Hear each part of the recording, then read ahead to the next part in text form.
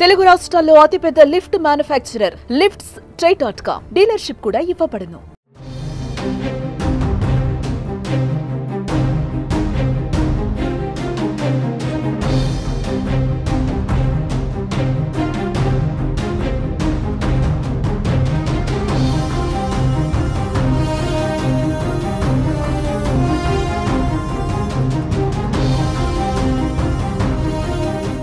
తెలంగాణ రైతాంగానికి రైతు భరోసా నగదు జమ పైన మరో కీలక అప్డేట్ ఇచ్చింది కాంగ్రెస్ ప్రభుత్వం.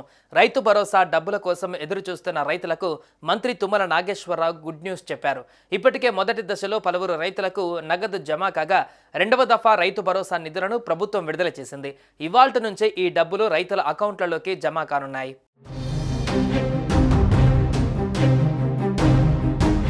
తెలంగాణ ప్రభుత్వం ఏడాది జనవరి 26 నుంచి రైతు భరోసా కింద ప్రతి ఎకరాకు 12,000 సాయం అందజేస్తుంది. మార్చి 31 నాటికి రైతు భరోసా సహాయం రైతుల ఖాతాలలో వేస్తామని ప్రభుత్వం స్పష్టం చేసింది. అయితే ఎమ్మెల్సీ ఎన్నికల కోడ్ కారణంగా పలు జిల్లాలలో రైతు భరోసా సహాయం పంపిణీ నిలిచిపోయింది. దీంతో రైతులకు పెట్టుబడి సహాయం అందడంతో జాప్యం నెలకొంది. అయితే రైతులు ఆందోళన చెందవలసిన అవసరం లేదని, రైతు భరోసా లబ్ధిదారులకు ఎమ్మెల్సీ ఎన్నికల కోడ్ ముగియగానే ఖాతాలలో డబ్బులు వేస్తామని ప్రభుత్వం తెలిపింది. అయితే ఎన్నికల కోడ్ ఉన్నప్పటికీ ఆన్ గోయింగ్ స్కీమ్ కింద రైతు భరోసా కొనసాగింపునకు ఎవరికీ అభ్యంతరం లేకపోవడంతో ఎన్నికల సంఘం కూడా ఇందుకు అభ్యంతరం పెట్టలేదని తెలుస్తోంది. దీంతో రైతు భరోసా డబ్బులను రైతు ఖాతాలలో జమ చేసే ప్రక్రియను కొనసాగిస్తుందని సమాచారం.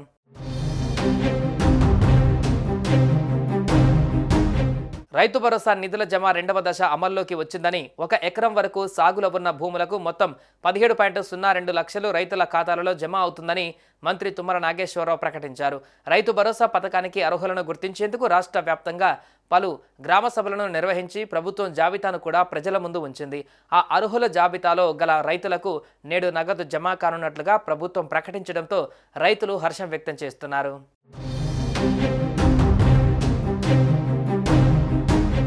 సాగులో ఉన్న రైతులందరికీ ఆర్థిక భరోసా కల్పించేందుకు కాంగ్రెస్ ప్రభుత్వం సిద్ధమైంది. జనవరి 26 తేదీన ఈ పథకానికి శ్రీకారం చుట్టగా ఏడాదికి అర్హులైన రైతులందరికీ 12,000 రూపాయలు ప్రభుత్వం అందిస్తోంది. అయితే 2 విడతలుగా నగదు జమ చేసేందుకు ప్రభుత్వం నిర్ణయించగా ఇప్పటికే పలువురు రైతులకు 6,000 నగదు ఖాతాలో పడింది.